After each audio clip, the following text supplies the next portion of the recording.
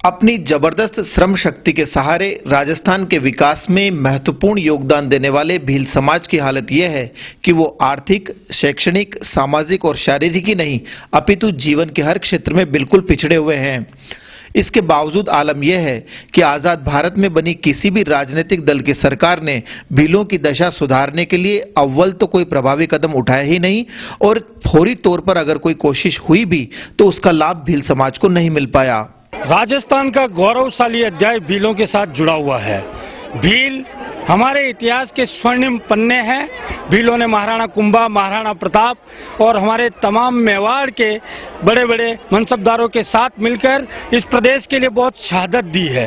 लेकिन ये विडंबना है कि आजादी के 64 साल बाद भी भील वही हैं जहां 64 साल पहले थे। प्रकारांतर में बनी कमोबेश सभी सरकारों ने भीलों की सुध लेने की कभी कोई कोशिश नहीं की है। भीलों के झोपड़ों में झांकने की कोई कोशिश नहीं की है। इसीलिए उगते सूरज की एक भी रुपैली किरण मैं दावा करता हूं कि भीलों के घरों में, खेत खलियानों में अब तक नहीं पहुंच पाई है।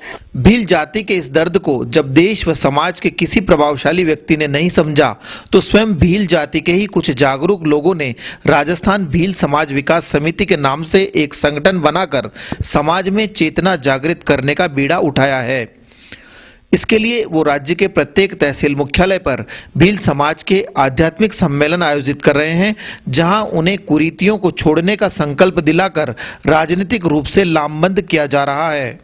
हम भील समाज को यहाँ सुसंगठित कर रहे हैं, एक मंच पर ला रहे हैं और जो समाज में जो कुरीतियां हैं उन कुरीतियों को मिटाने के लिए इन सबको समझाया जा रहा है।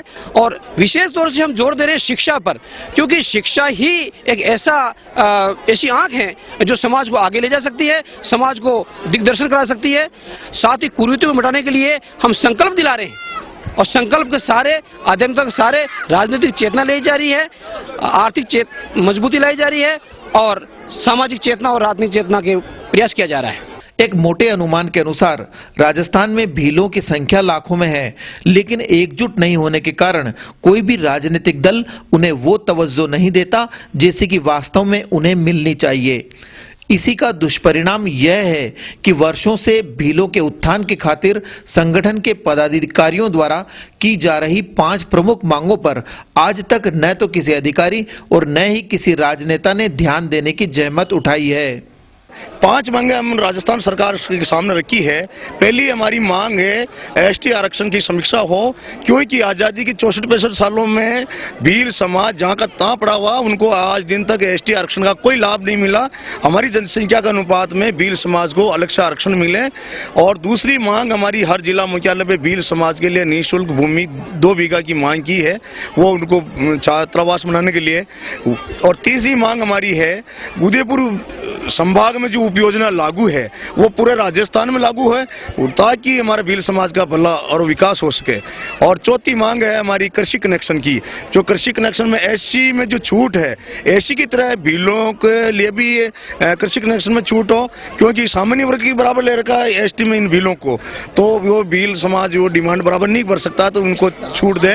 5वीं मांग हमारी है वर्षों से वन विभाग की जो जितनी भूमि है, चाहे उनको जो है निःशुल्क पट्टे जारी करके उन भीलों को भूमि आवंटित की जाए। अपनी इन जायज मांगों को नहीं माने जाने से भीलों में भारी आक्रोश व्याप्त है तथा जैसे जैसे भील जाति में एकजुटता आती जा रही है, वो भी अपना हक हासिल करने के लिए आंदोलन की राह पर अग्रसर होने का मानस बना रहे हैं।